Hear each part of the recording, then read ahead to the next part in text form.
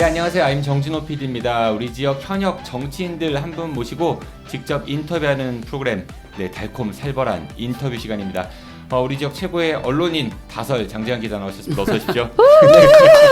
네, 반갑습니다. 장재환입니다. 왜 다설인지 아시죠? 참 맨날. 네. 그리고 지금 인사시켜드리기 전에 목소리가 나왔는데 본격적으로 인터뷰 시작하죠. 네, 이분 모시기는요 정말 쉬웠습니다. 저희 안구심에서 키워낸 정치인이시죠. 맞습니다. 예, 예, 인정합니다. 예. 지휘하고 있는 박정현 대전 대덕구청장 나오셨습니다. 어서 네, 오십시오. 안녕하세요. 네, 고맙습니다. 내 삶이 달라지는 행복대덕 박정현 구청장입니다. 예, 그 말에 제가 동의합니다. 아임이 키운 정치인 맞습니다. 네. 예. 저희 그 고정 패널 출신 중에서 현재까지 가장 잘 되신 분이세요. 아, 그런가요? 네, 예. 그렇죠. 잘 되셨죠. 네, 네. 대부분 좀 더 잘 되셔야 될 것 같은데. 네. 정기현 의원께서도 재선 네, 그렇죠. 하셨고 그렇죠? 위원장도 하셨고, 네네. 예, 지금 열심히 의장 하시고. 한번 하셨고. 네, 아 그러네요. 네, 예. 이명인 기자는요 기자상도 받았어요. 아, 그러네요. 예. 그리고 지상파 진출하신 분도 많아요. 네. 강신철 교수님, 신서구 기자님, 네. 임병환 기자님. 근데 우리 정진호 PD는 보람됩니다. 네. 네. 방송을 하면서도. 근데 우리 장재환 기자님께서는 네. 왜요? 뭘 원하는 거예요? 그 자리에 네. 그대로 지키고 있는 것 같아가지고. 네. 한결같은 사람이 아니 있어야 더 일단 키워드리죠. 쓰면 오마이뉴스 탑에 올라가는 기사를 쓰시는데 기자로서 탑이죠. 아니, 안 해요? 저는 키워드리려고 여기 계속 있는 거예요. 저 스스로 크면 어떡해요? 예, 요렇게 달콤하게 갑시다. 살벌은 말고. 네. 그 구청장 임기가 얼마 안 남으셨죠 이제? 네, 이제 기간으로는 뭐 1년. 네. 예, 예. 해보시니까 예. 어때요? 재밌어요. 재밌어요. 예, 저 재밌게 하는 거 같지 않아요? 진짜 재밌어요, 전. 예. 시의원 시절이 더 재밌으세요? 구청장 시절이? 구청장 시절이 재밌죠. 아, 예, 정말요? 왜냐하면 이게 무게감은 확실히 의원들은 어쨌든 직접 책임을 지는 부분들은 좀 적잖아요, 상대적으로. 근데 구청장이나 시장들은 자기 정책에 대해서 직접 책임을 져야 되는 부분 때문에 어깨가 조금 무겁긴 한데 또 다른 면으로 보면 일을 하기로 치면 의원님들은 사실은 직접 일을 하기는 조금 어려운 부분이 있어요. 저만 해도 시의원 할 때 시청의 직원들과 함께 몇 가지 뭐 만들기도 하고 그러긴 했지만 그래도 그게 집행을 제가 하는 건 아니잖아요. 예, 조례를 만들어서 하도록 옆에서 챙기는 거지. 근데 실제 제가 구상했던 거를 집행을 할 수 있는 거잖아요. 그러니까 뭔가를 물론, 구현해낸다. 네, 네. 그 집행하고 그 책임도 제가 지는 거긴 하지만, 근데 뭐 대덕구가 그간에 해왔던 일들이 대체적으로 평가가 나쁘지는 않으니까, 그리고 하나하나 이렇게 만들어가는 그 느낌이 진짜 좋아요. 네. 기대했던 거하고 조금 차이점 같은 것도 있나요? 저는 기대보다 더 좋다 이런 건 있어요. 아, 기대보다 더 예, 좋다. 예. 일단 대덕구가 오랫동안 조금 갇혀 있는 듯한 느낌이 사실은 있었잖아요. 예, 그래서 주민들이 조금 폐쇄적이실까 이런 생각을 했었는데 막상 주민들하고 일을 하다 보니까 그렇지 않아요. 오랜 대덕구는 천년된 도시잖아요. 그래서 오랜 역사를 담고 있는 도시의 주민들답게 사실은 굉장히 공동체가 잘 형성돼 있고 또 한번 마음을 딱 먹으면 함께 힘을 합쳐서 으쌰으쌰하는 분위기들이 굉장히 적극적으로 일어나고 있고요. 또 우리 공직사회도 어떨까 이렇게 고민을 했었는데 뭐 지금 대전에서 일하는 데는 대덕구 공직자밖에 없는 것 같은데. 네. 나중에 한번 설문조사 돌려봐야 될 것 같아요. 근데 뭐 앞에서야 그렇게들 얘기하겠죠. 근데 지금 방청 오신 분들 네. 동의하시나요? 아니, 일이 근데- 많아서 힘들어하시는 눈 깜빡여 힘들어해요. 예, 그래서 재미있어 하시는 분들도 저처럼 이제 워커홀릭들은 좀 재미있어 하는 분들이 있는데 힘들어하기는 하고 그리고 시청에서 안 내려오신대. 일이 많다고 그런 얘기들은 직원 복지에 있어요. 실패하신 거 아니에요? 근데 저는 공무원들은 일해야 된다고 봐요. 예, 왜냐하면 주민들을 위해서 일하기로 맹세하고 선서하셨잖아요. 내가 그 주민들의 복리 증진을 위해서 공적으로 일하겠다고 선서하신 거니까 그 일을 하시는 게 맞고 다만 대덕구의 공직자들이 좀 어려운 부분이 뭐가 있냐면 우리가 하는 일이 그간에 했던 일 스타일하고는 조금 다르게 해요. 그러니까 무슨 일을 할 때 반드시 주민들하고 함께 협의해야 되고 그러다 보니까 한 3단계 정도 밟으면 일이 진행될 수 있는 거를 5단계, 때로 7단계를 밟다 보니 시간도 좀 걸리고 사실은 안 해봤잖아요. 주민들하고 이렇게 하는 게 쉬운 문제는 아니에요. 주민들도 마찬가지고 그러니까 지금 그런 단계를 밟고 있으니까 조금 힘들어 하시긴 하시는데 또 이게 그게 진행이 되잖아요. 그럼 훨씬 보람이 있고 효과는 보통 한 3배, 4배 정도 예, 된다고 생각해요. 그러면은 장재환 기자님께서 이 인간 박정현 누구인가에 대해서 좀 간단하게 좀 소개를 해주시죠. 그럴까요? 예, 제 뒷조사를 하신 건가요? 뭐 잘 알 수도 있지만 그래도 제가 한번 네. 위키백과에 한번 검색을 해봤더니 뭐라고 첫 한 줄로 소개되어 있냐면 네. 대한민국의 환경운동가, 정치인, 민선7기 대전 대덕구청장 이렇게 딱 와, 써 있어요. 좋은 거 다 들어가 네, 있는데요. 근데 사실 맞죠? 네. 네, 3가지를 했는데 네. 근데 이제 저는 생각한 게 환경운동가가 현재 진행형으로 써놨다는 게 좀 의미가 있다는 생각이 좀 들어요. 근데 그거는 좀 저한테는 또 좀 부담스럽긴 해요. 왜냐하면 지금은 운동가가 아니라 예. 환경을 기반으로 정치를 펼치는 정치가니까 네. 약간 좀 다르죠. 운동가와 이제 정치가는 조금 다른 뉘앙스가 조금 있죠. 예. 나쁘지 않은 표현이잖아요. 네, 그래도. 네, 좋아요, 저는. 네, 예, 그럼 좀 소개를 좀 하면서 말씀 나눠볼게요. 1964년생이시고요. 대전이 고향이시죠? 대구가 고향이에요. 아, 대구가 예, 고향이시고요. 고향은 대구인데 예. 대구의 딸. 대전에서 학교를 다 나왔기 때문에 예. 대전이 고향이나 마찬가지예요. 예. 사실 뭐 어렸을 때 이사 와서. 출생보다는 사실 예. 네. 네, 그렇죠. 그다음에 충남대 법학과를 졸업하셨어요. 네. 그때 학번으로 치면 83. 83이죠. 네. 아, 데모 많이 하셨겠는데요? 데모를 하는데 뒷공무니에 네. 조금 따라다녔지 제가 주도적으로 하지 않아서 그래서 제가 사실은 시민운동 제가 오래 했잖아요. 24년 했잖아요. 여러 이유가 있는데 가장 중요한 이유가 제가 학교 다닐 때 학생운동을 제대로 잘하지 못한 그 부채감이 있어요. 그래서 오히려 시민운동을 제가 오래 진중하게 할 수 있었던 것 같아요. 지난번에 출연하셨던 허태정 시장께서도 학창 시절에 데모 뒷공문이 있다고 주로 그랬던 것 그러시더라고요. 같은데. 거기는 좀 더 같이 저보다는 더 세게 하셨을 것 같은데. 뒤쪽이 앞쪽 뒤에서 많이 만나셨겠네요. 학교 다닐 때는 이렇게 좀 같이 이렇게 일을 했던 경험은 없어요. 아, 이제 그러셨군요. 뭐 남자분들은 군대 갔다 오고 뭐 이런 게 있으니까. 예. 그렇군요. 그 졸업하시고 이제 말씀하신 대로 시민운동을 좀 하셨는데 네. 그 YMCA 대전 YMCA에서 간사를 하시고 몇 년 정도 일하셨죠? 10년 했습니다. 아, 네. 그 뭐 YS 보통 하면 10년 합니다. 저는. 길게 하셨네요. 아, 시민운동. 네. 10년 하신다고요? 네, YMCA에서 네. 10년 네, 했고. 예. 무슨 의미예요? 10년. 그러니까 아니 그냥 삼기까지? 예 10년이면은 가만 있어 봐. 뭐 이상하게 네네. 자꾸 살벌로 가는 것 같은데. 알았습니다. 네. 그 뒤로 이제 대전 충남 녹색연합에서 네. 사무처장을 하시고 대청운동본부에서도 뭐 네. 일하시고 그 제가 만들었죠. 네. 예. 예. 저 지금도 혼자 만든 있죠? 건 아니고 네. 예, 여러분들이 해서 제가 초기 운영위원장을 했죠. 네. 그 뭐 대전 충남 녹색연합 사무처장님을 하시면서 여러 가지 일을 이제 같이 하시는데 건강운하 백지화 국민행동 네. 뭐 상임 운영위원장도 하시고 행정도시무산 저지 충청권 비상대책위에서도 활동하시고 그런 연대 활동 많이 하셨죠? 네. 그 지금도 이제 시민단체 활동가들이 품앗이를 많이 하는데요.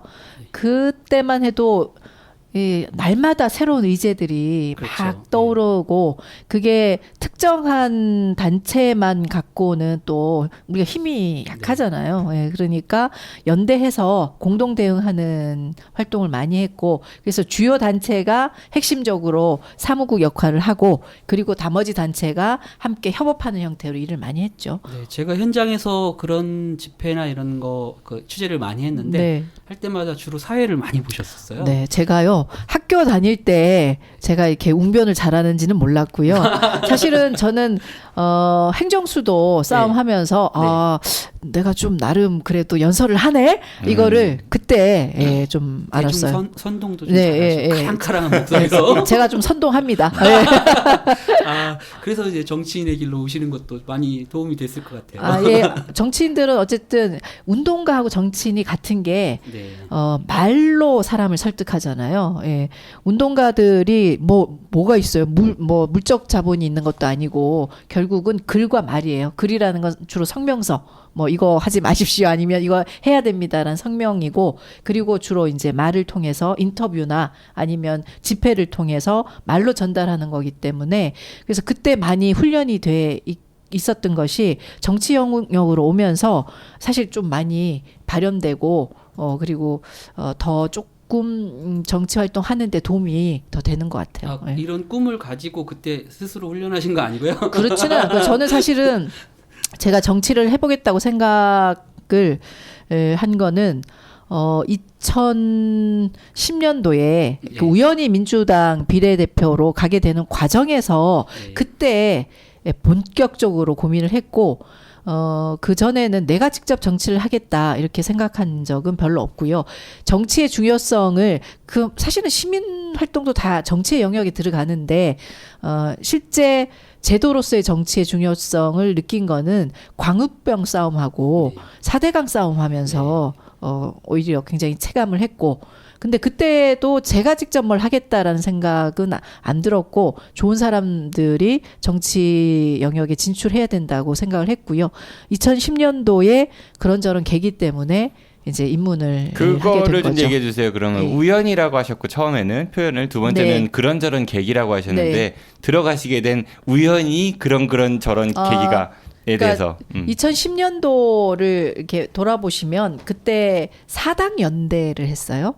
예, 민주당이 있었고 창조한국당도 그때 있었고 지금은 이제 없어졌지만 그래서 그런 정치적 분위기가 있었고, 그간에 이제 비례대표들은 되게 직능당체 대표들이 많이 했어요.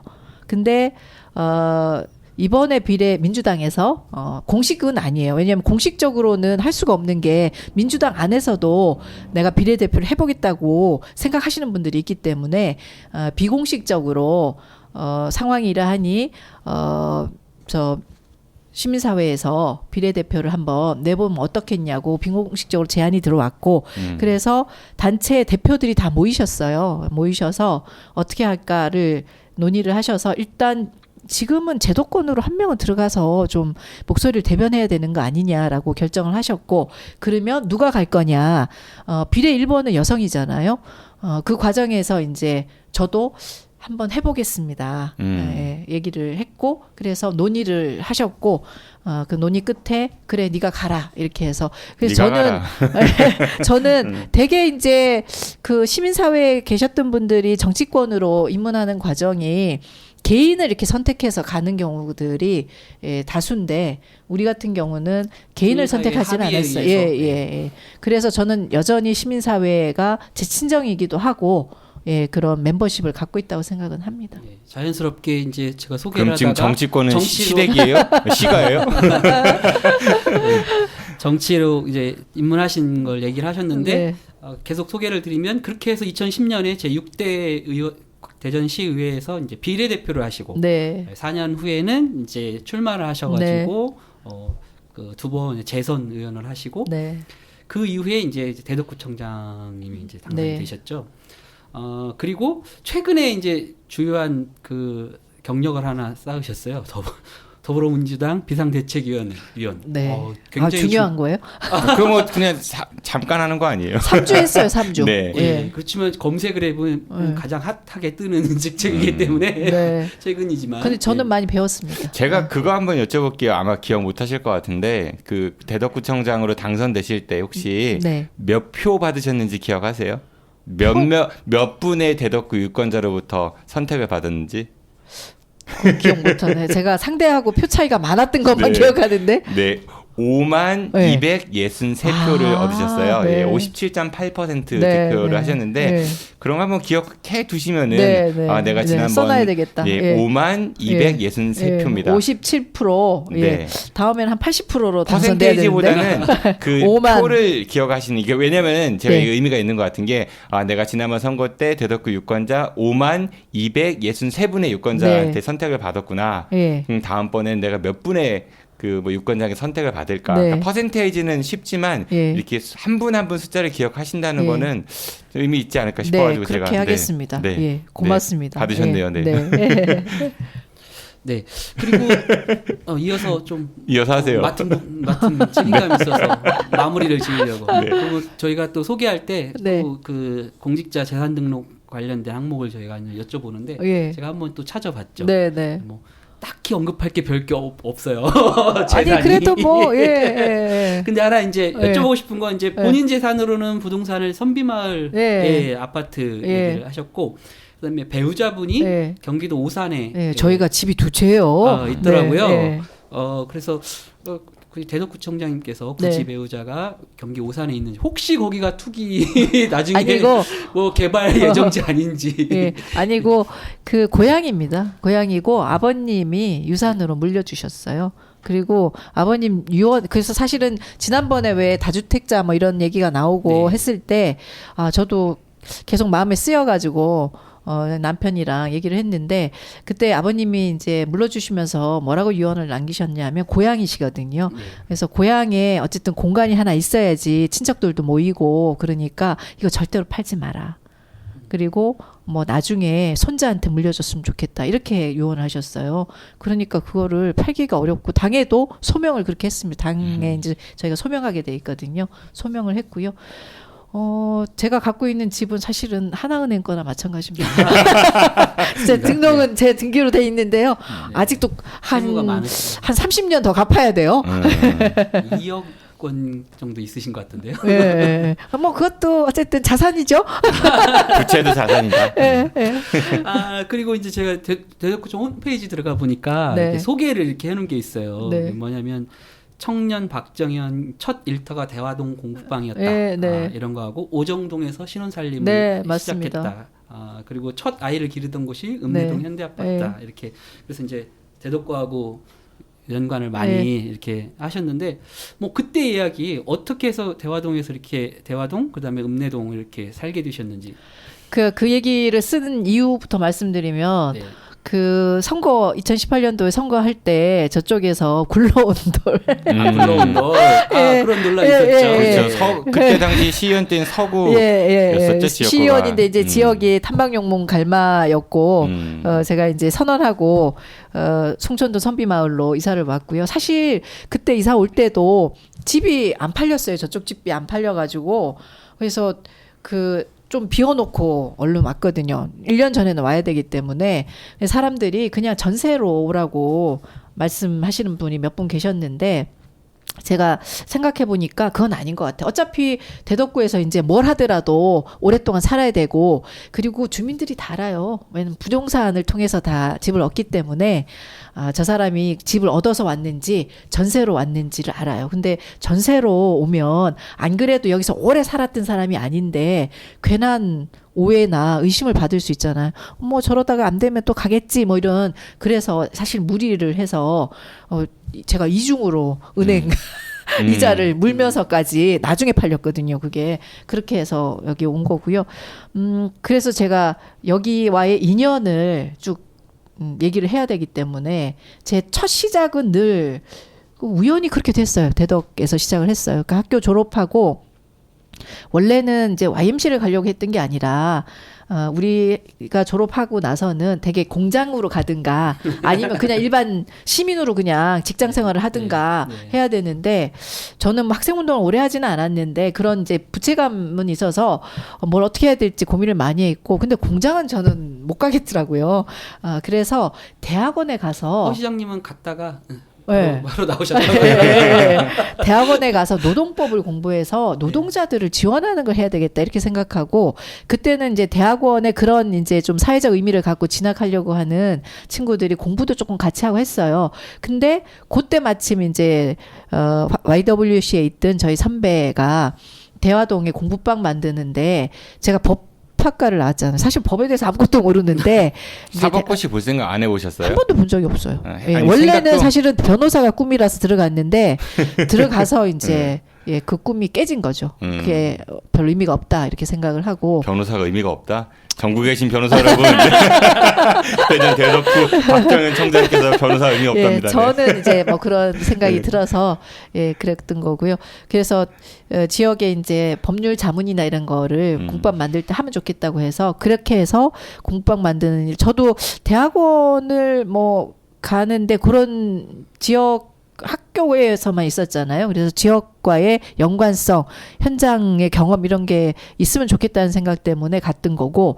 근데 거기 갔는데 우연히 이제 그분이 YWCA하고 YMC는 친하니까 YMCA에서 시민중개실이라고 상담하는 프로그램이 있었어요. 소비자 법률 상담을 하는데 파트타임 워커를 구한다고 이렇게 서로 얘기가 왔다 갔다 한 모양이에요. 그래서 저를 추천을 했어요. 그래서 생각해보니까 그때도 이제 대학원에 바로 가는 것보다 현장을 좀 알면 더 좋겠다라는 생각이 들어서, 그때 15만 원?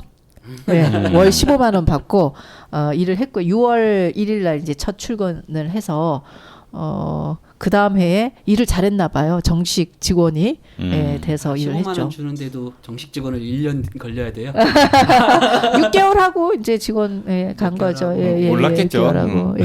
어떻게 할지 잘 모르니까. 그래서 그랬고 그리고 이제 결혼을 해야 되는데 집이 제대로 안 됐어요. 저희가 임대 아파트를 하나 하긴 했는데 그때까지 완공도 안 되고 해가지고 그때 우리 남편이 오정동 지금 구청 뒤에 그 천변에 후배하고 방 한 칸 얻어서 자취하고 있었거든요.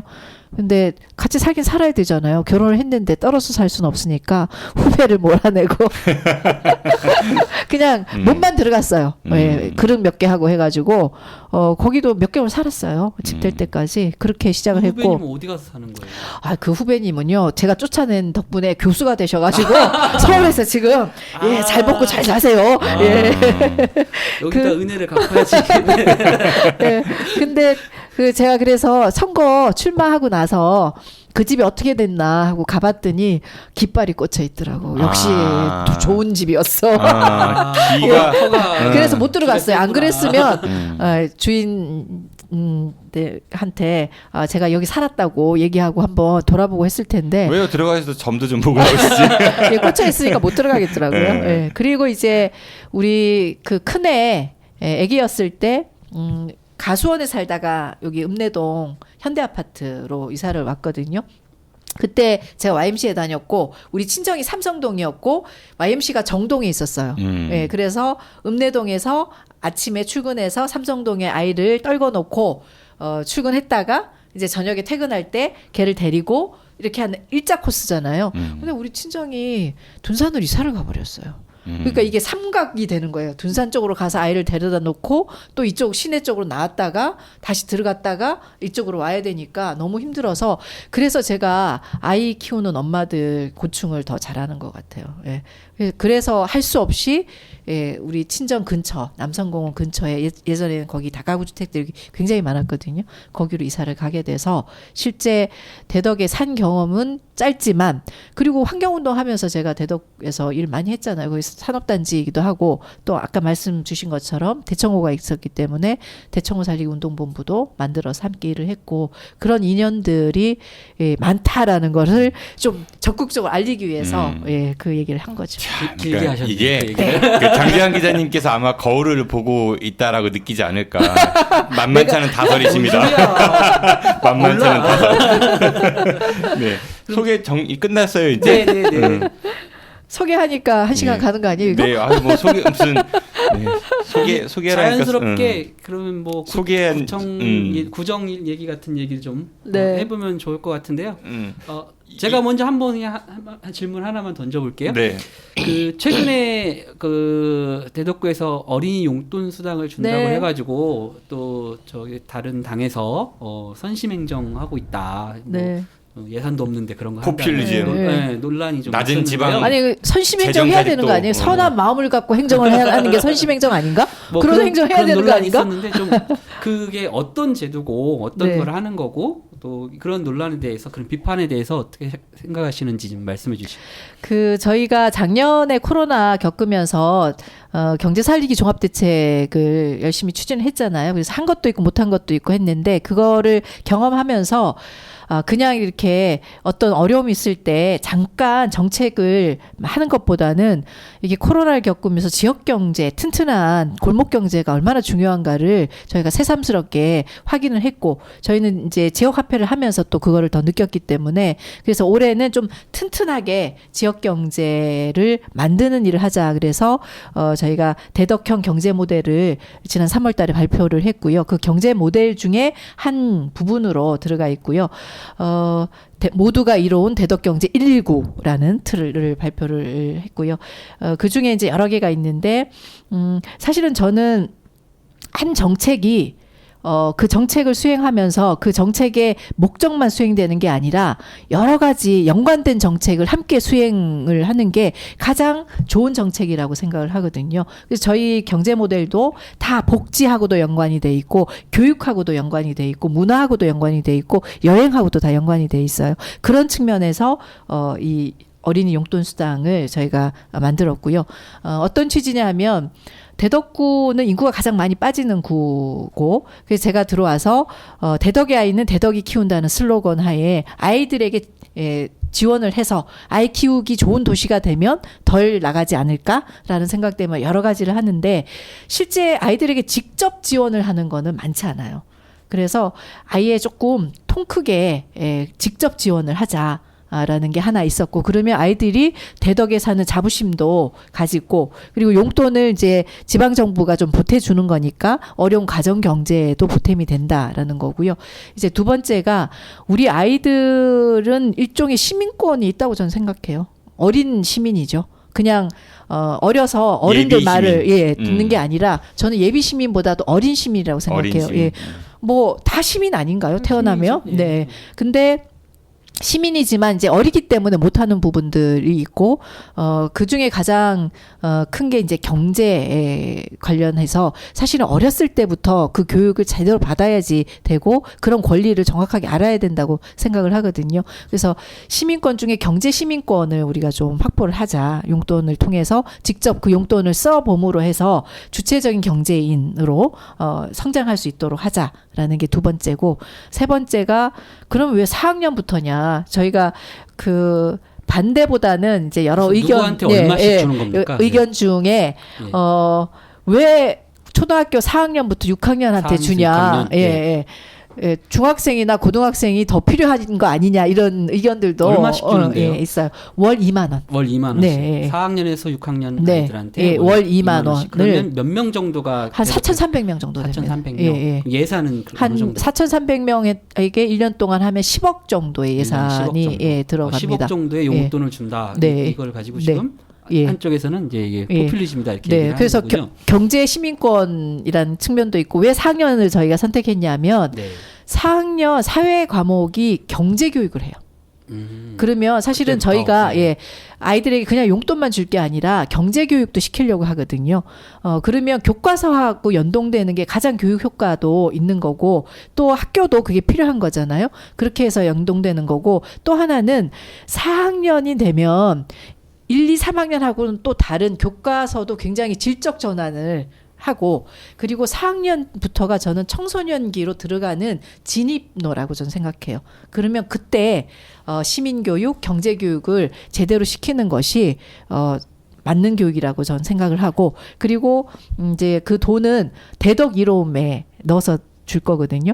근데 저희가 지금 쓰는 대덕 이로움 5개구에서 다 쓸 수 있잖아요. 근데 어린이 용돈 수당으로 주는 대덕 이로움은 대덕구 안에서만 쓰게 할 겁니다. 그럼 10억인데 10억을 쓰면 한 40억의 경제 효과가 있다고 저희 평가하고 있거든요.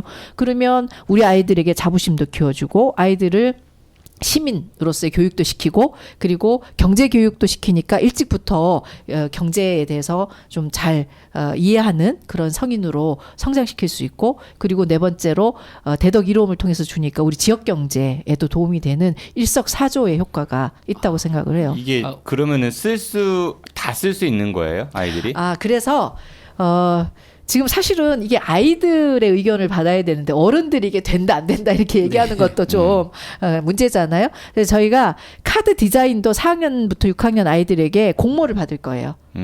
그리고 우리 대덕 이로움도 못 쓰는 데가 있잖아요. 대형 유통몰이나 유흥업소나 이런 데 못 쓰잖아요. 근데 이 얘기를 하니까 이제 부모들 중에 그럼 그 돈 갖고 애들이 다 게임방에 가서 쓰면 어떡해 이런 우려를 하시는 분들이 있어요. 그래서 아이들 위원회를 만들어서 그 아이들 용돈 수당으로 주는 이 돈을 어디다가는 제한할 건지 안 할 건지도 아이들이 결정하게 할 겁니다. 그래서 저는 아직 아이들이 결정된 게 아니네요. 예, 아이들을 이제 조례가 통과돼야지 이제 그걸 근거해가지고 아이들 운영위원회도 만들고 하니까 그리고 요 위원회를 구성해서 이 사실은 이제 어떤 정책이든 하다 보면 여러 가지 문제가 나올 수 있어요. 네. 그러니까 그 문제도 아이들이 토론해서 결정하고 해결하도록 하려고 하거든요. 네, 그래서 그거 자체가 사실은 시민교육이 되는 거니까요. 그래서 아이들이 저는 게임방에 가서 우리가 그래도 얼마나 써야 되지 않아요? 라고 하면 그 결정 따라야 된다고 봐요. 네.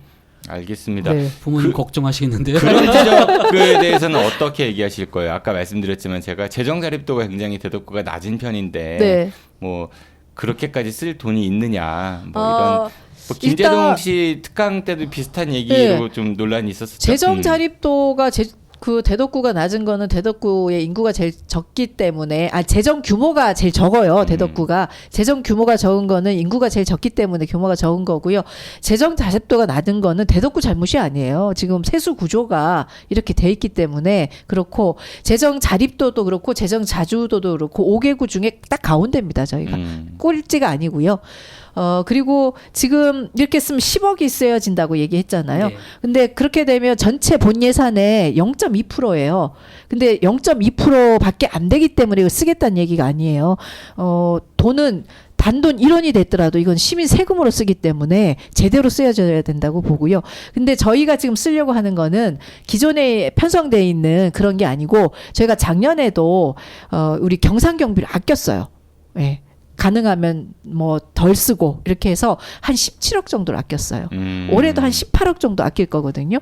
거기서 쓸 거예요. 그러니까 사실 어찌 보면 공무원들이 조금 더 활동하는데 편하게 쓸 돈을 더 절약해가지고 그 돈을 우선은 우리 아이들에게 주겠다고 하는 건데 그거를 그렇게 말씀하시면 안 되죠. 예, 제가 얘기한 게 아니고요. 아니, 제가 제일 그 화가 났던 게 뭐냐면 공짜 용돈이라고 누가 표현을 하시더라고요. 그런 공격들을 좀 많이 받으셨죠. 아니 근데 솔직히 얘기해서 아이들에게 우리가 주는 게 뭐가 있다고 공짜라고 얘기해요? 저는 아이들은 이 세상에 있는 것만으로도 축복이고 감사하고 뭐든지 해야 된다고 생각을 해요. 지금 뭐 아이 안 낳는다고 난리 하면서 있는 아이들을 잘 키워야지. 그래야지 이제 우리가 좀 애 낳아볼까? 이렇게 신혼부부들도 생각할 거 아니에요. 근데 있는 아이들은 그 용돈 조금 주겠다는 것도 뭐 그 공짜다 뭐 어쨌다 이렇게 얘기하고 그게 옛날에 공짜밥이나 뭐가 달라요. 예. 그건 맞지 않아요. 용돈은 좀 공짜로 줘야 용돈 아니에요? 그렇죠. 대가로 주면은 그거는 네. 임금이지. 맞네. 공짜로 줘야지. 네. 시켜서 그 심부름 값으로 주면 그거는 용돈이다기보다는. 그리고 아이들이 저는 훨씬 더 아이들이 어른들보다 더 잘 그 용돈에 대해서 그 설계할 거라고 봐요. 아이들에게 주면 그냥 과자 사 먹을 거다. 아니 과자 사 먹는 거지. 용돈 받아서 과자 사 먹는 거지. 용돈 받아서 그럼 저축할 거예요? 그거 아니잖아요. 아니, 우리나라가 보면은 그 어렸을 때 경제 교육 이런 것들이 좀 많이 부족한 측면이 있어 보이기 때문에 뭐 새로운 도전이 가장 핫한데 좀 응원해 보겠습니다. 구청장 재임 하시면서 제일 힘들었던 일이 어떤 거였어요? 뭐 그렇게 힘든 일이 많지는 않았어요. 예. 근데 좀 가슴 아픈 일은 있었죠. 그 아까 잠깐 말씀하신 것처럼 김재동의 신데 사실 그 얘기 좀 한번 해보시죠. 저는 이거는 굉장히 억울하고 반대하시는 수도 있어요. 저는. 근데 저는 왜 청소년들 교육을 하는데 이제 이벤트를 하는데 왜 하필 뭐 김재동 씨를 하냐, 이거는 뭐 얘기하실 수 있다고 봐요. 비교적 김재동 씨가 이제 좀 진보적인 색채를 갖고 있고 그래서 조금 보수적이신 분들 마음에는 안 드니까 왜 하필 그 사람이냐 이렇게 얘기를 하실 수는 있다고 봐요. 저는. 그러면 그거는 저희가 충분히 수용하고 그럼 이번에는 김재동 씨 할게요. 근데 다음에는 그러면 조금 보수적이신 분 중에 또 청소년들 위해서 일하시는 분들 초청하겠습니다. 이렇게 하면 되잖아요. 근데 그게 아니고 왜 우리 아이들을 불쌍한 아이들로 만들어요? 그게 뭐라고? 그 사실은 강사라는 프레임인데 김재동 씨가 강의하러 오는 거 아니잖아요. 일종의 우리 이벤트를 하는 거거든요. 우리 혁신교육지구를 시작하면서 우리 아이들에게 대덕에서 열심히 공부하면 더 좋아질 거야. 대덕구가 너네들을 응원할 거야. 라는 일종의 이벤트를 하는 거예요. 그러면 탤런트를 불러오는 거잖아요. 탤런트를 어떻게 50만 원 갖고 불러와요. 그렇잖아요. 그 저를 공격하신 분들도 그걸 아시고도 공격하시는 거라고 생각해요. 그건 물론 아마, 모르시고 정말 그냥 강사료라고 생각하고 아니 강사료 그렇게 많이 줘? 이렇게 생각하시는 분도 있을 텐데 그건 강사료가 아니에요. 저희가 그 사실은 제목을 그걸 다르게 했으면 아마 그 프레임이 덜했을 텐데 우리가 학생들 대상으로 하기 때문에 그냥 강의 이렇게 그래서 앞으로는 그렇게 하지 말아야 되겠어. 그거는 이벤트예요. 두 가지가 있는 것 같아요. 하나는 김재동 씨였기 때문에라는 측면이 있었던 것 같고 사실 제가 저도 이제 방송에서 그런 얘기 했었는데 박명수 씨랑 박나래 씨가 토토젤 페스티벌에 이제 와서 했었거든요. 네. 김재동 씨보다 더 출연료가 비싸요. 네, 네. 근데 그거 아무도 얘기 안 하잖아. 네. 그러니까 그분은 사실은 탤런트를 부른 거예요. 그냥 단순히 강사 이게 아니고 아직도 속이 많이 상해요. 우리 대덕구가 아무리 돈이 없어도 우리 아이들을 위해서 탤런트 하나 초청 못 한다. 이건 말이 안 되는 거잖아요. 왜 김재동 그렇게 씨가 나중에 만들어? 또 한번 오신다고 하지 않았었어요? 아직 이제, 안 왔죠? 네, 그거는 이제 조금 세월이 좀 지나야 되겠죠. 그분도 지나면? 상처가 있고, 저희도 좀 그러니까 좀 알겠습니다. 지나서. 네. 그러면은 구청장 하면서 가장 보람 느꼈던 때는 언제였어요? 저는 일단 세 가지 말씀드리고 싶은데요.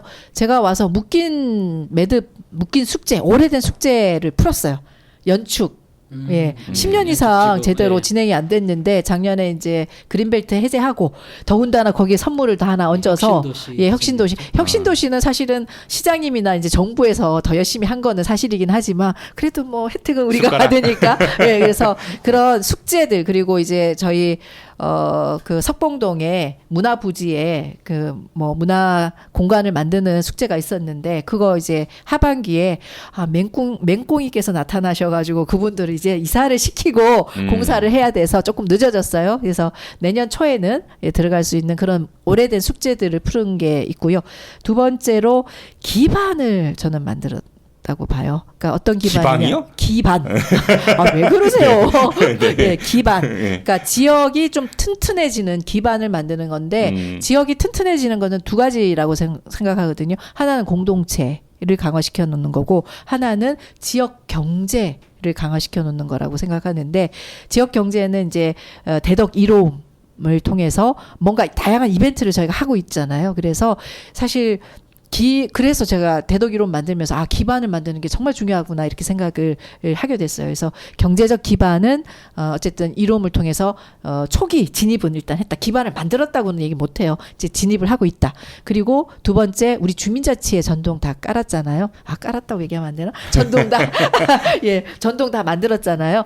그거는 공동체가 주인이 돼서 풀뿌리가 주인이 돼서 앞으로 우리 지역의 발전 그리고 지역의 문제를 함께 해결하는 주인들을 다양하게 만들었다는 거잖아요. 그래서 그 두 가지 기반을 공동체와 경제 기반을 만든 게 가장 보람이 있고요. 마지막으로는 저는 정치는 미래를 준비하는 거라고 생각해요. 현재의 문제도 해결하지만 앞으로 다가올 미래를 준비하는 게 정치인의 소명이라고 생각하거든요. 그런 측면에서 우리 모두에게 이로운 대덕경제 119나 우리 그린뉴딜 발표나 이런 것들은 새로운 미래를 준비하는 거를 시도하는 그래서 그 세 가지가 가장 보람 있는 것 같습니다. 연축동 얘기하셨으니까 대덕구 청사도 이제 옮겨가죠. 네네. 2026년. 굉장히 지금 청사가 낡고 좀 비좁고 이래가지고 근데 그 건축비 되게 많이 든다면서요.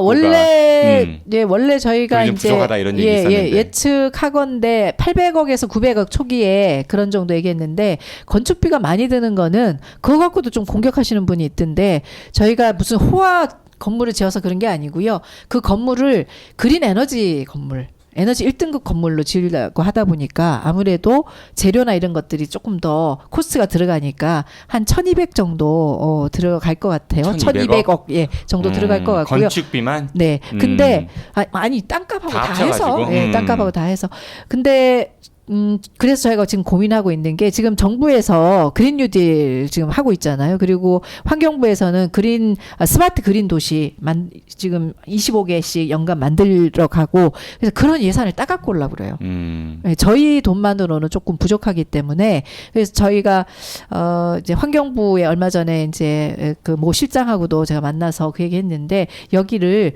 그린 뉴딜 스마트 그린 도시 모델 도시로 만들자. 저희가 7만 한 3천 평 정도 되고 그리고 집만 짓는 것도 아니고 거기 주거도 들어가고 행정타운도 들어가고 혁신도시도 들어오니까 공공기관들도 들어오는 거잖아요. 그러니까 여기를 그 그린 모델 도시로 만들면 규모가 아주 크지도 아주 작지도 않으니까 좋지 않겠냐고. 그렇게 되면 이제 정부 지원을 저희가 좀 가져올 수 있으니까 그래서 제가 지금 부지런하게 국회도 다니고 하는 게 예산 따오려고 하는 거예요. 그러니까 재원은 현재 다 마련되지는 않았지만 노력하고 지금, 있다. 조금씩 저희가 매년 50억 이상을 지금 재원을 만들어 가고 있고요. 근데 그것만으로는 부족하니까 그래서 아마 이거는 조금 바뀔 것 같아요. 지금은 이제 공공에서 1등급 에너지 1등급 건물을 짓는다 하더라도 컨설팅은 해주는데 그거에 대한 비용은 정부가 지원을 좀 지금 아직은 안 하고 있거든요. 근데 곧 그거는 만들어질 것 같아요. 그러면 그렇게 해서 또 재원을 확보하면 되니까요. 그렇게 가려고 합니다. 좀 뜨거운 질문 좀 해드릴까요? 최근에 그 대전에 뜨거운 현안 중 하나가 열병합 발전소, LNG 발전소 증설 논란이 있는데 뭐 찬반으로 굉장히 뜨겁고 특히 대덕구 쪽에 있는 주민들은 주로 이제 반대를 많이 하시는 분들이 꽤 많더라고요. 찬성도 있고 반대도 있고 다양해요. 겉으로 드러나기는 반대가 맞는 것 같아 보입니다. 근데 그 일부에서는 구청장님이 그걸 찬성하셨다 이렇게 얘기하는 분들도 꽤 있으세요. 그래서 아니에요, 그렇진 않아요. 어떤 입장이신지 그리고 그 찬반에 따른 그런 효과들도 있잖아요. 그런 것까지 좀 말씀해 주셨으면 좋을 것 같아요. 일단 이제 그 오해하시는 분들이 가끔 있으시는데 새로운 발전소를 짓는다고 생각하시는 분들이 초기에 있었어요. 지금은 이제 조금 그건 해소가 된 것 같은데 왜냐하면 지난번에 서구 평촌동에 LNG 발전소 짓는다는 것 때문에 시에서 유치하려고 했다가 이제 무산된 것이 그쪽으로 간다 이렇게 하는 얘기가 그래서 있었죠. 그 오해가 있어서 그거는 지금은 해소가 됐고 지금 열병합 발전소는 설계 수명이 30년인데요. 이제 25년이 거의 됐습니다. 그래서 앞으로 사실 지금 결정이 나도 5년 정도 걸리거든요. 그래서 앞으로 5년 안에 설계 수명 때문에 새롭게 시설을 개선해야 돼요. 그거는 맞아요. 그래서 근데 이제 열병합 발전소에서는 지금 기존에 있는 시설을 개선하면서 거기다가 이제 발전 용량을 지금보다 훨씬 더 키워서 하겠다는 건데 그거는 검토를 해야 된다고 봐요. 이제 저희도 지금 그래서 여러 가지로 다각도로 검토를 하고 있는데 일단 두 가지인데 하나는 지금 있는 발전 용량도 다 쓰지 않는다라는 얘기가 있거든요. 실제 그러면 용량을 더 늘릴 이유가 없는 거죠. 그래서 그거에 대한 검토가 있고 또 하나는 이제 용량이 늘면 아무래도 유해 물질이 나올 수밖에 없어요. 그러니까 지금 있는 벙크시우가 얼마 전에 이제 일부는 개선됐고 그리고 이번에 조금 남아 있는 벙크시우가 이제 시설을 개선하면 없어질 거거든요. 그러면 미세먼지는 좋아져요. 미세먼지는 좋아지는데 발전 용량이 늘면 이산화탄소 발생량은 늘어납니다. 그럼 온실가스 배출량이 늘어나는 거죠. 근데 그 늘어나는데 타당성이 있냐? 이 부분이 검토가 돼야 된다는 거죠. 그래서 그거는 지금 저희도 조금 내부적으로 검토를 하고 있고요. 그래서 타당성이 있으면 그거는 이제 열병합 발전소가 지역 주민들을 충분히 설득해서 해야 되는 거고, 근데 원래 거기서 용량을 늘리는 만큼의 타당성이 없으면 지금도 가동률이 낮은데 그걸 할 필요가 없으면 굳이 그걸 할 필요가 없는 거죠. 그래서 저희도 지금 검토하고 있고 아마 지금 전력위원회에 올라가 있는 걸로 알고 있는데요. 전력위원회에서도 굉장히 면밀하게 검토를 할 겁니다. 찬반으로 말씀은 안 하셨지만 이게 용량을 늘리는 거에 있어서는 조금 예, 그거는 검토가 네. 예, 객관적으로 돼야 되겠죠. 네, 지금 반대하시는 네. 분들도 개선에 대해서 반대하시는 분들은 아닌 것 같고요. 되게 용량을 늘리면 이제 말씀드린 것처럼 이산화탄소 배출량도 있고 하니까 그게 용량을 늘려야 되냐 이 부분에 대해서 이제 반대하시는 거잖아요. 그래서 그거는 그렇지 않는데 왜 늘리려고 하나? 네. 왜 증설을 더 아니 과도하게 거기는 이제 앞으로 그걸 뭘 주장하냐면 예. 그렇게 해서 팔아먹으려고 한다. 네. 외국 자본이 네. 예, 그런 얘기도 예, 그렇게 있더라고요. 하잖아요. 예. 예. 그리고 이제 조금 더 나가서 당진이나 이런데 화력 발전소가 이제 앞으로 문을 닫아야 되잖아요. 그러니까 이제 거기 문을 닫으면 여기서 발전 용량을 뭐 가져갈 거다 이런 얘기를 하는데 그렇게는 안 되고 그거는 제 잘못된 거 같고요.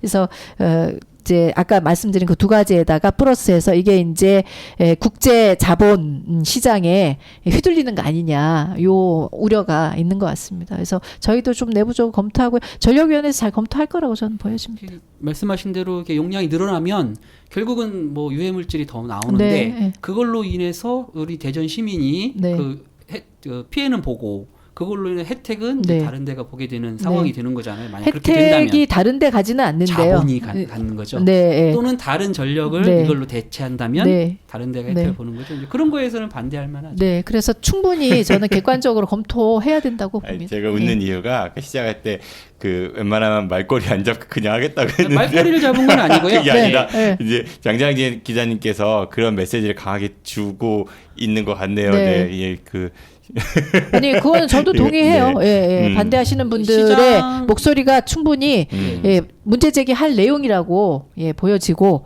그래서 그거는 객관적으로 다 검토해서 그래서 그분들이 아 그래? 그러면 뭐 용인할 수 있겠네라고 하면 가는 거고 검토했는데 그건 아니야 하면 그럼 어려운 거죠. 예. 충분히 우려할 수 있는 상황인 네, 만큼 네. 저는 이 문제를 그 주민들의 갈등이라든지 잘못된 정보를 가지고 서로 그 비난하는 방식으로 네. 끌고 가 있는 행정이 잘못됐다고 저는 생각하거든요. 네. 이런 문제가 딱 발생했을 때 바로 정확한 정보를 대전시도 그렇고 대전구청도 그렇고 정확히 네. 공개를 하고 뭐가 잘못됐고 진실은 뭐고 이렇게 얘기하고 그거에 대한 결정은 이러이러한 절차를 통해서 정확히 하겠다 이렇게 빨리 먼저 해야 되는데 네.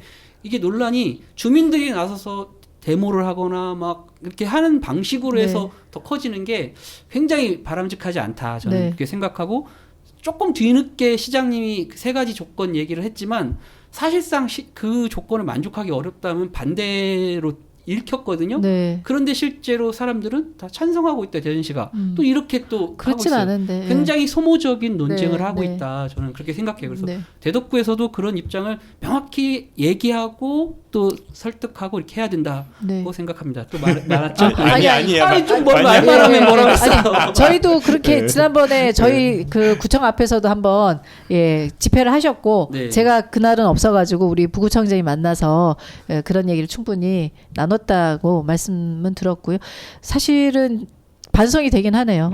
장 기자님 말씀 맞죠. 사실 그런 문제가 있었을 때 저희는 이제 저희가 직접 그거를 뭐 이렇게 결정하는 단위가 아니기 때문에 약간 뒤로 빠져 있었던 게 있었던 것 같습니다. 그래서 그 부분은 반성합니다.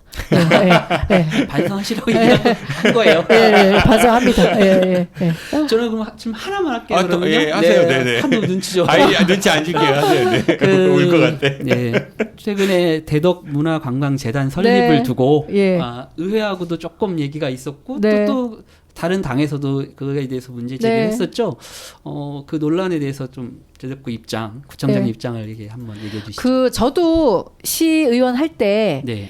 시에서 재단을 만든다 그러면 굉장히 꼼꼼하게 살펴봤어요. 네. 예, 그거는 맞는 것 같아요. 왜냐하면 재단은 어쨌든 직접 저희가 하는 게 아니고 저희가 이제 출연금을 내서 이제 민간이 사실은 자율성을 갖고 하는 거잖아요. 그러다 보니까 실제로 이게 제대로 갈 수 있을까라는 의구심이 있는 거는 사실인 것 같고 그런 측면에서 의회가 꼼꼼하게 그거를 살펴서 결정을 하시는 건 맞는데 이런 건 아닌 것 같아요. 그러니까 그 재단을 왜 만들어요? 돈이 없는데? 아니 돈이 없으면 그러면 아무것도 하지 말아야 됩니까? 예전에 우리 부모님들은 신중하게 해야 되잖아요. 예, 신중하게 검토하는 거는 저는 그건 맞다고 보고 그건 의원님들의 역할이니까. 근데 지금 사실은 제가 보기에는 신중하게 검토했다기보다 딱 두 가지예요. 돈이 없는데 왜 재단을 만들려고 하냐. 이런 건데 아니 돈이 없으면 아무것도 못 해요? 그건 아니잖아요.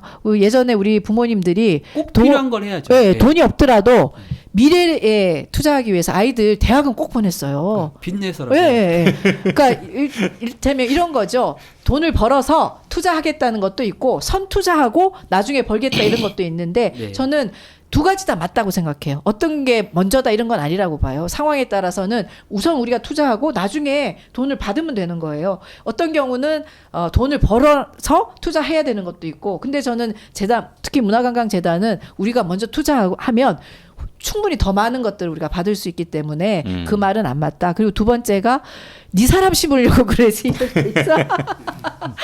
구청장 사람 심으려고 그런다. 구청장이랑 생각을 같이 하는 사람을 뽑겠죠. 왜 저랑 반대 생각을 갖는 사람을 뽑을 수는 없잖아요. 공모하실 거예요? 공모하죠. 다. 지금 다 공모하고 있는 과정에 있습니다. 그래서 비상임 이사는 이미 5명 선정이 됐고요. 지금 이제 상임 이사는 다음 주인가 아마 결정을 할 거예요. 그건 뭐 제가 할 수 있는 건 아니니까 객관적인 툴을 갖고 하는 거니까요. 우리 장재환 기자님 꽂으면 어때요? 저 이거 잘하고 있어요. 그래서 이런 거죠. 이제 사람을 선택했는데 그 사람이 그 능력이 없는 사람을 선택했으면 그 비판은 전 할 수 있다고 봐요. 근데 그렇지도 않고 그냥 무조건 네 사람 심으려고 하지 그거는 저는 맞지 않고요. 요즘 굉장히 사회가 투명해졌고 시스템적으로 다 움직이고 있는데 그걸 어떻게 합니까? 그 능력이 없는데 제가 이뻐한다고 제 사람을 심을 수 있습니까? 그건 안 되지 않습니까? 그래서 그 두 개는 맞지 않다. 그리고 문화관광재단은 저희가 이제 공정생태관광을 주요하게 정책으로 하고 있고 그리고 앞으로는 문화의 시대예요. 지금 BTS 열풍 보셨잖아요. 저희가 얼마 전에 그래서 BTS 윤여정 초대했어요? 아니 윤여정 쌤 초대를 못했고 그래서 그거를 해설을 듣기 위해서 교수님 초대해가지고 해설 들었는데 우리 그 문화 현상에 대해서 네 직원들도 되게 좋아했거든요.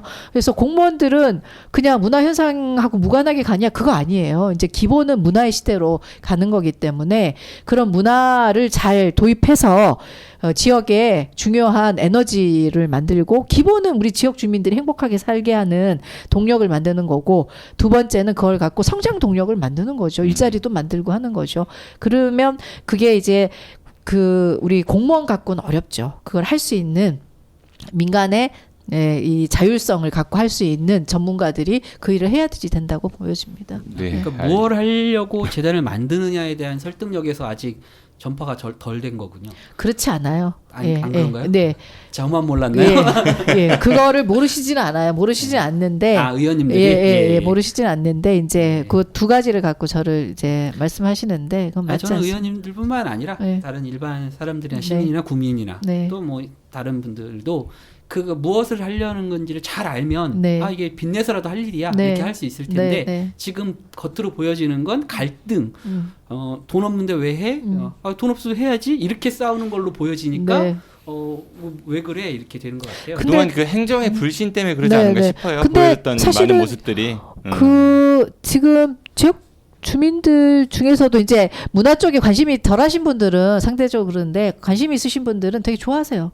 좋아하시고 그거 해야 된다고 많이 말씀들 하시고 지난번에 안 됐을 때 안타까워 하셨고 다행히 이제 통과가 돼서 이제 저희가 재단 문화관광재단 이렇게 운영해서 이렇게 우리가 좋은 성과를 냅니다를 보여드리겠습니다. 네, 기대하겠습니다. 그거 아세요? 시간이 얼추 많이 지나갔고 이제 정리를 해야 되는데 대전시에서 금기어가 있대요. 그거 아세요 혹시? 모르겠는데. 2명의 인물에 대해서는 입에 올리면 안 된다 뭐 이런 얘기가 돈다고 하더라고요. 그 중에 한 분이 박용갑 중구청장이시고 다른 한 분이 박재현 대도구청장이시래요. 박 씨들 순하시대요? 뭐 그런 이야기를 하더라고요. 그건 모르겠어요. 나중에 저는 그런 얘기 들어본 적이 그래요? 들어보세요. 그래요? 거기서 불러서 한번 같이.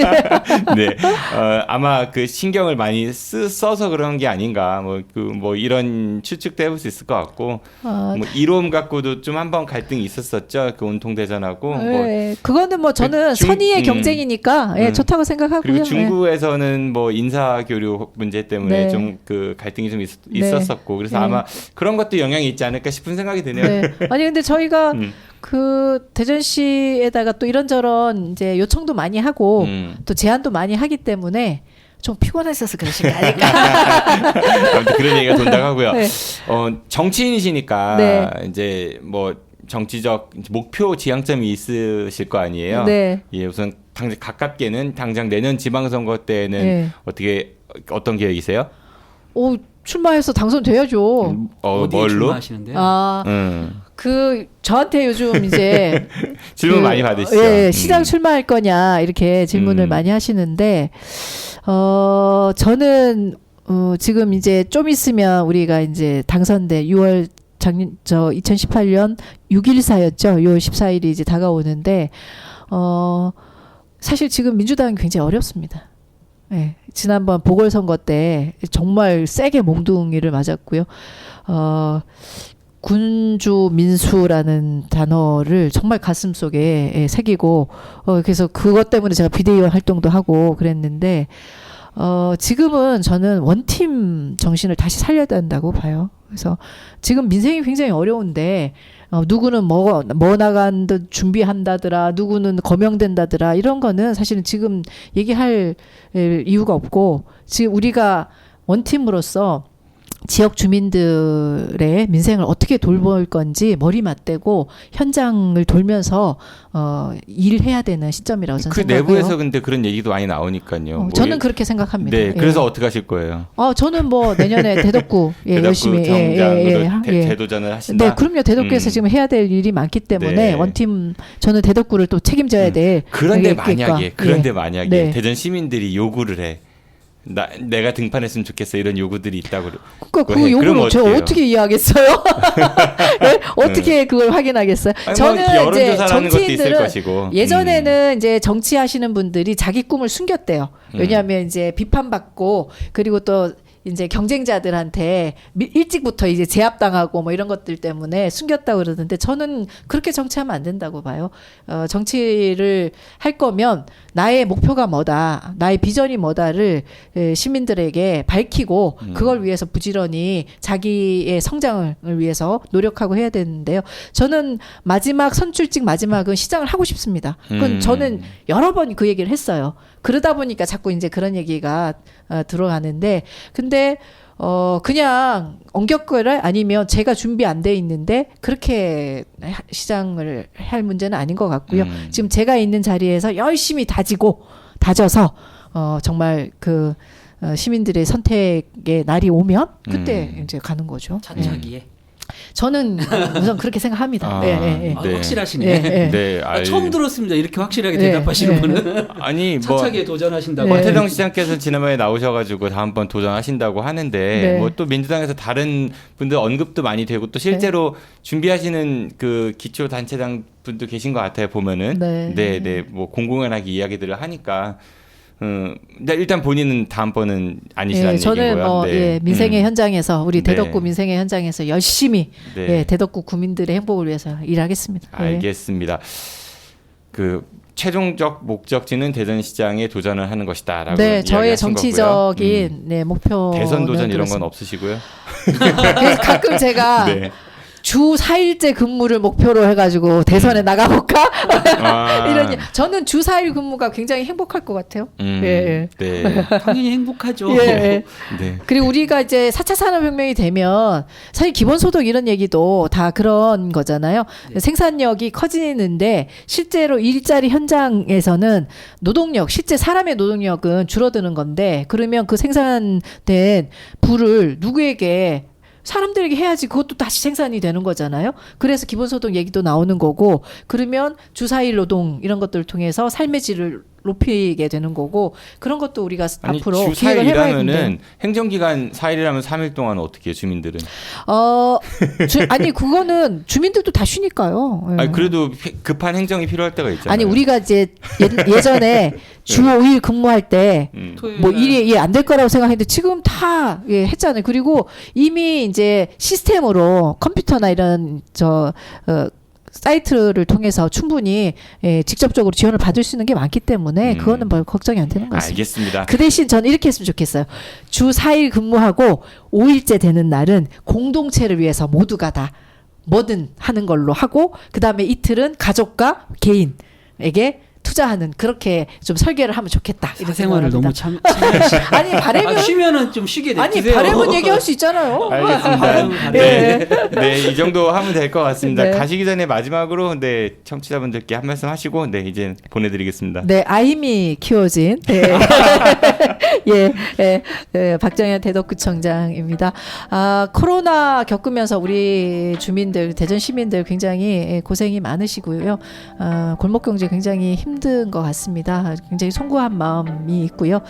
우리가 조금만 더 버텨서 올해 잘 지나면 내년부터는 좀 새로운 전망, 희망이 생길 것 같고요. 다만 이제 우리가 코로나 이전과 이후의 사회가 현격하게 바뀌어질 거라고 많이들 얘기하는데 그런 미래는 누가 주어지는 게 아닌 것 같아요. 그래서 우리가 만들어내야지 될 것 같습니다. 그래서 행정과 시민들이 함께 손잡고 대덕구의 미래, 대전시의 미래를 함께 만들어가는데 우리 시민들께서 함께 해주시면 더 시민들이 행복한 지역사회를 만들 수 있지 않을까 하는 생각이 듭니다. 여러분들 힘내시고요. 여러분 곁에 박정현이 늘 있습니다. 네, 고맙습니다. 네, 고맙습니다. 지금까지 대전 대덕구 박정현 구청장이셨습니다. 다음 주에 우리 지역 최고의 입담을 자랑하는 교수 3인방과 함께하는 교수다 시간에 다시 찾아뵙겠습니다. 청취해주셔서 고맙습니다. 안녕히 계십시오. We shall be back. 네, 고맙습니다.